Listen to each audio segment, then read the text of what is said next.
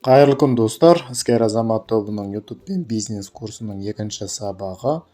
Біз жай ғана телефонды пайдалана отырып, компьютерлік версияға кіре аламыз. Яғни бүгінгі сабақ телефонмен компьютерлік версияға кіру. Творческая студия ПК деген міне осыны жазамыз. Осы жерде мынау ең бірінші тұрған сілтеменің үстінен басамыз. Мен компьютерлік версияға кірдім. Біз кеше күні ашқан YouTube каналымыз арқылы біліңіз деп тұр.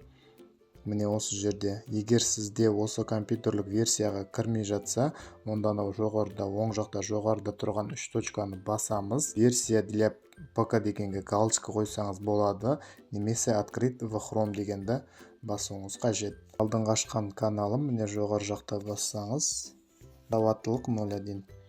Бірінші сабақты көрген болсаңыздар, біз осы Google Gmail ашып, осы каналды YouTube каналымызды ашқан болатынбыз. Уақытта сіздерге бұндай компьютерлік версияға кіріп, қандай да бір жұмыстар атқару керек болса, осылай кіріп, өздеріңіздің жұмыстарыңызды жасайтын боласыздар.